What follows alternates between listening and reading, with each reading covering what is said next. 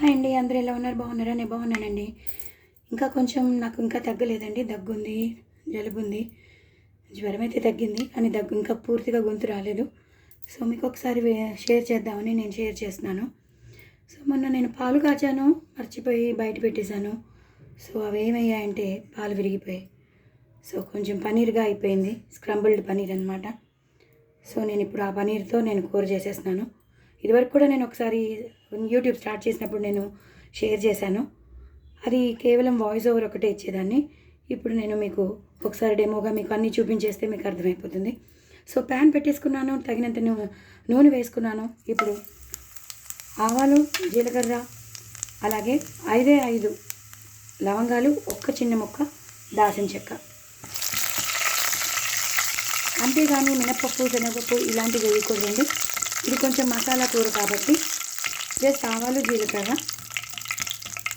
5-6 లవంగాలు, ఒక్క చిన్న ముక్క మీకు కనిపిస్తుంది కదా దాల్చిన చెక్క. ఇవి వేసేసుకున్నాక పచ్చిమిరపకాయ ముక్కలు వేసుకోవాలి. సరిపోతాయండి. ఒక 5-6 పచ్చిమిరపకాయని సన్నగా ఇలా తరిగేసుకోవాలి. బాగా వేయించాలి. అవి బాగా వేగిపోయాయి అని మనకి తెలిసాక మనం సన్నగా తరిగి పెట్టుకున్న ఉల్లిపాయలు వేసుకోవాలి. చాలా బాగుంటుందండి ఈ కూర. పనీర్ ముక్కలు ఉండాలనే రూల్ లేదు. ఇలా స్క్రంబుల్డ్ పనీర్ కూర కూడా చాలా బాగుంటుంది. మీరందరూ తప్పకుండా ట్రై చేయండి. నా ఛానల్ని సబ్స్క్రైబ్ చేసుకోండి, సపోర్ట్ చేయండి. నేను 1000 సబ్స్క్రైబర్స్కి దగ్గరలో ఉన్నానండి. సో, మీ సపోర్ట్ నాకు చాలా అవసరం. మీరు సపోర్ట్ చేస్తారని అనుకుంటున్నాను. సపోర్ట్ చేస్తారు. మీ సపోర్ట్ నాకు చాలా అవసరం కాబట్టి please do like, share and subscribe అండి. ఇంకో నలుగురికి షేర్ చేయండి. ప్లీజ్ ప్రమోట్ మై ఛానల్ అండి. Support my channel. ఎవరైనా కొత్త వాళ్ళు ఉంటే వాళ్ళు కూడా సబ్స్క్రైబ్ చేసుకోండి ప్లీజ్. సో, ఇలా మనం ఇలా పోపు వేసేసాక ఆవాలు, జీలకర్ర, దాల్చిన చెక్క, లవంగాలు వేసేసాక, పచ్చిమిరపకాయలు వేసేసాక ఇలా ఉల్లిపాయలు వేసేసుకోవాలి. ఉల్లిపాయలు వేసేసుకున్నాక కొంచెం పసుపు వేసుకోవాలి. 1/2 స్పూన్ పసుపు వేసేసుకుని ఇలా మొత్తం కలిపేయాలి. ఇలా బాగా వేగిపోయాక నేను ఎప్పుడు ఇంట్లో చేసి పెట్టుకునే అల్లం వెల్లుల్లి పేస్ట్ మీకు నేను చాలాసార్లు చెప్పాను, అది వేసేసుకోవాలి. పచ్చివాసన పోయే వరకు కొంచెం ఇలా ఫ్రై చేసుకోవాలి. మనం చాలా బాగుంటుందండి. పనీర్ ముక్కలే రావాలని రూల్ లేదు. మనం ఇలా విరిగిపోయిన పాలని మనం ఇలా యూటిలైజ్ చేసేసుకోవచ్చు. అచ్చు ఎగ్ బుర్జీ ఎలా ఉంటుందో అలాగే ఉంటుందండి. సేమ్ ఎగ్ బుర్జీ లాగే ఉంటుంది. ఒకసారి మీరు ట్రై చేస్తే మీకు తెలుస్తుంది, అంత బాగుంటుంది. బట్ నేను చెప్పినట్టు చక్కగా ఇలా చేసుకోండి. సో, అల్లం వెల్లుల్లి పేస్ట్ కూడా బాగా ఇందులో బాగా వేగిపోయింది కాబట్టి మంచి సువాసన వస్తుంది. ఈ టైంలోనే కొంచెం అల్లం పచ్చిమిర్చి పేస్ట్ కూడా వేసేసుకోవాలి. ఇన్ని మసాలాలు ఉన్నాయి కాబట్టి కూర చాలా బాగుంటుంది.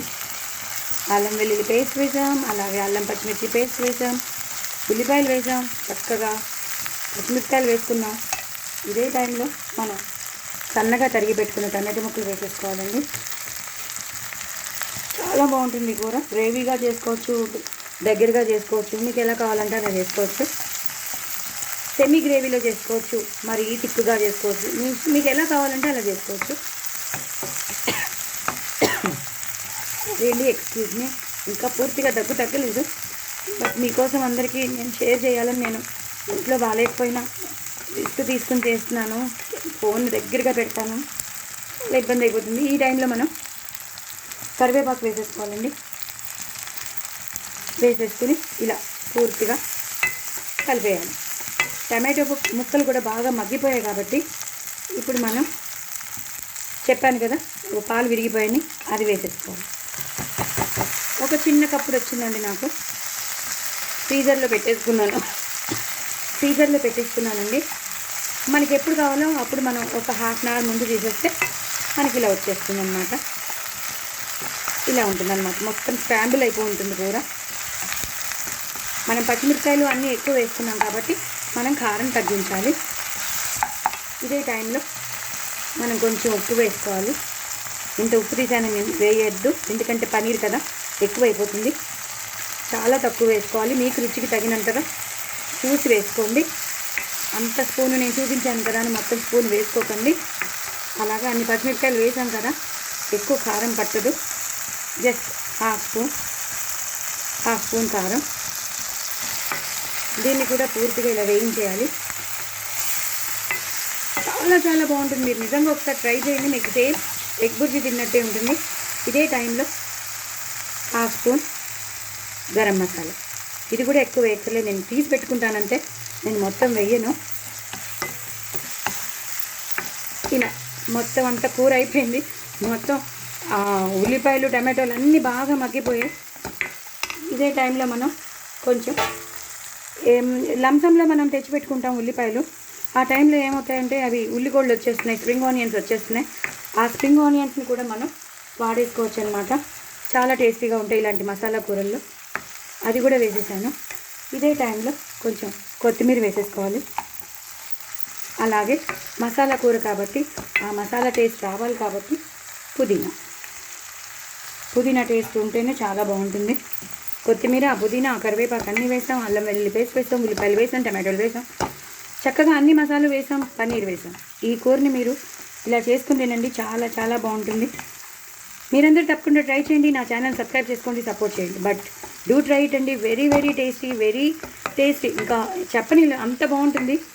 సో మీరందరూ తప్పకుండా ట్రై చేయండి. చాలా ఇంట్రెస్టింగ్గా ఉంటుంది, చాలా ఎక్సలెంట్గా ఉంటుంది, చాలా టెంప్టింగ్గా ఉంటుంది. ఫస్ట్ ఆఫ్ ఆల్ చాలా టెంప్టింగ్గా ఉంటుంది ఈ కూర. చక్కగా అన్నంలో కలిపేసుకొని తినేసేయండి, చాలా బాగుంటుంది. బాయ్ అండి.